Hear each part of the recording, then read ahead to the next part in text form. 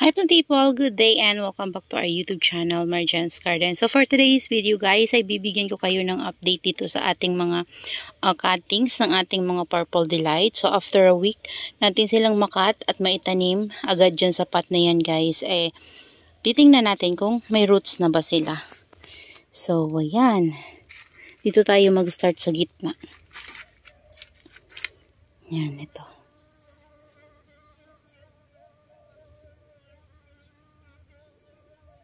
Yan, meron na siyang roots. Bilis. Yung iba wala pa guys. Yung iba meron na. Merong nagmamashi. Tanggalin natin. Hindi lahat meron. Ito meron na din. Yan.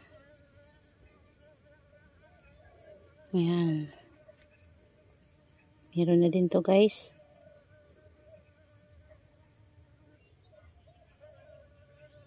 Ang galing. Ang galing guys. Meron ng mga roots. Ito wala pa. Ito meron na. Tanggalin natin. May mga nagmashi palagay sa ilalim mo. Yan o.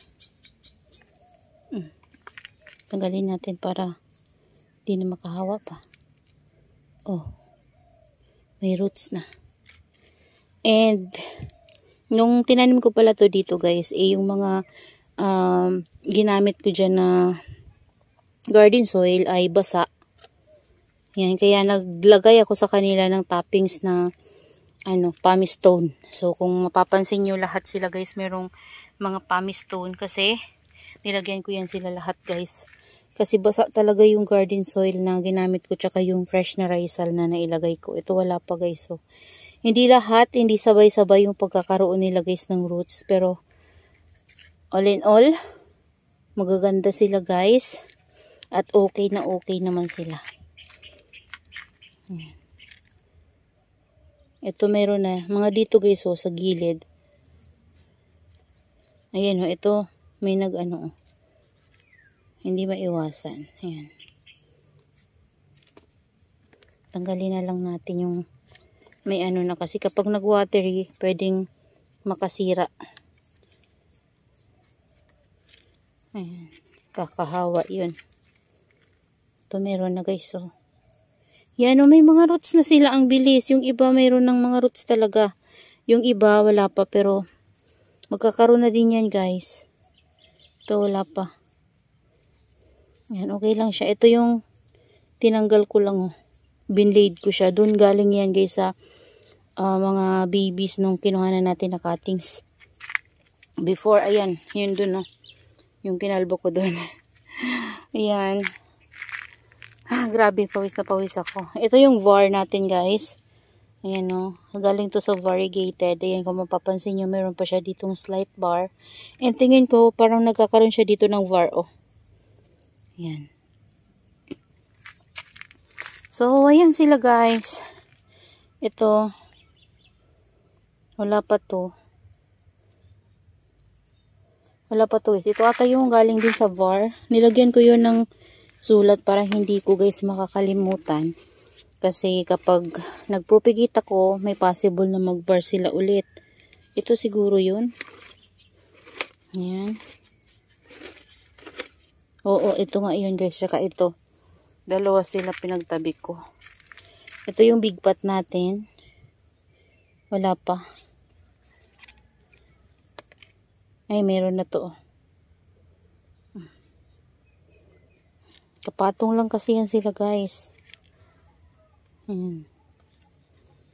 Ayan. So, okay na okay sila.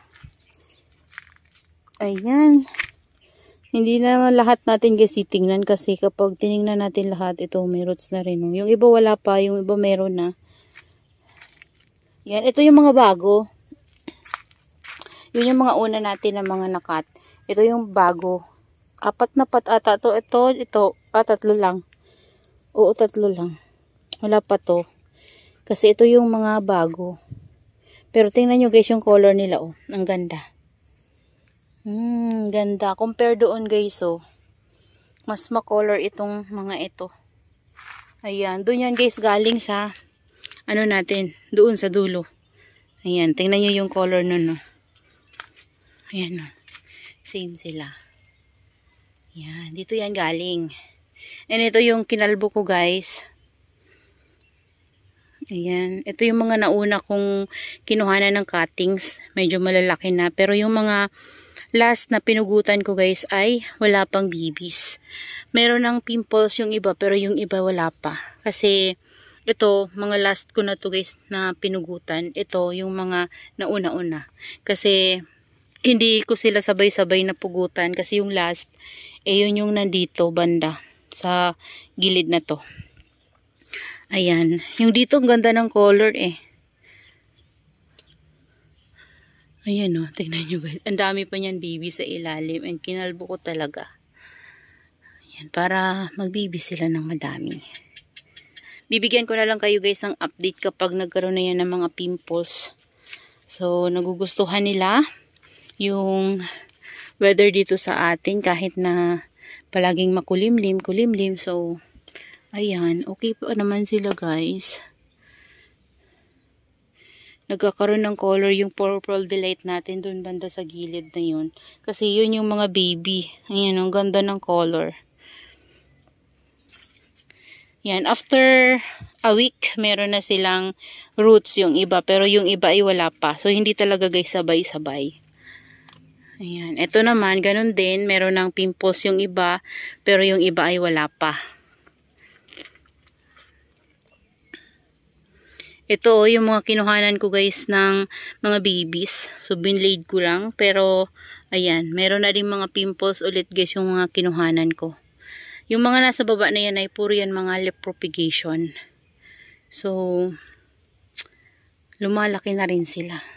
Basta alaga lang yan guys sa dilig. Pero hindi ko yan guys ilalagay sa rain or shine. Kasi kahit na yung Purple Delight ay malaki-laki na ganyan. Kapag nabigla nyo guys sa rain or shine, hindi sila sanay. Biglang nalulusaw yan. Ayan. So yan sila lahat guys. Wala pang pimples yung iba. Ito meron na to. Yung kinuhanan natin ng cuttings ng Variegated Purple Delight. Ayan. Dami ding lip propagation. Yan, ito mayroon ng mga pimples guys. Ito din, kinuha ko yung baby dito. Ayan, may tumutubo na. Ito talaga ang damot nito magbigay ng baby guys. So, kinuha ko yung dati niyang baby. Ayan, nagbigay siya tag-isa ulit. Pero yung isa maliit pa, yung isa lumalaki na. Nakalbo yung full bar, pero ewan ko kung magli-leaves pa siya guys. Makaka-recover din siguro. Ayan, ito tatlo yung binigay niya. Yan, and tingin ko variegated siya. Ayan, ito yung natap natin sa kanya. Top cut. Yan siya. Diba? Ayan, ito yung galing kay Igor's. Yung mga lip propa ko guys, ayan sila. Lumalaki na din Ayan. So, sana ay maparami ko talaga sila guys. Nakakatuwa. Ito naman, bakit nag-ano yung leaves niya guys Bakit kaya? Ayun, ang ganda pa naman ng var niyan. Binigyan niya ako ng baby. Ayan siya, variegated. Yung isa full bar. Sayang, full bar. Pag full bar kasi guys, bumibigay. Tingnan nyo naman to. Ganda na ng var niya, no? Ayan. So, yan lang muna guys, yung update ko sa kanila. So, soon, kapag talagang kapit na yan sila guys, at nadiligan ko na sila guys, tingnan nyo yan guys, biglang lalago yan sila. Ayan. So, gusto ko talaga guys, maparami yung ating mga Purple Delight, Super Bomb, Peach No, or kaya Murasaki kasi gustong gusto ko yung color nila. And plano ko talaga, itong area na to ay pupunuin ko sila ng puro ganito. Purple Delight, Variegated Purple Delight, Variegated Super Bomb, Murasaki, Peach No. Ayan. So, yan yung gagawin ko dito guys. Mga purples talaga yung ilalagay ko. So, meron pa tayo dito pwedeng paglagyan, no. Yan. Sila tatanggalin ko kapag nakakuha ulit tayo guys ng mga pwedeng i-propagate. Ayan. Yun sana guys. So, meron pa tayong mga Purple Delights. Pero, Hindi ko na yan dyan gagalawin kasi yan na talaga yung lagayan niya para hindi na magalaw. So, ito, ililipat ko na lang sila ng area kapag meron na tayo ulit mga ganitong nakuhang cuttings or yung mga propagation ko ng leaf propa guys, kapag lumaki na pwede kong ilipat sa mga ganito para mailagay natin dito. Diba? Ayan, tingnan nyo to guys, nagpipink yung gitna ni lotus. Nagpipink. Ayan, so that's all for today's video guys, and I hope you enjoy watching and see you on my next vlog. Happy gardening everyone. Bye bye. So didiligin natin to guys kapag talagang lahat na sila may roots. Ayan.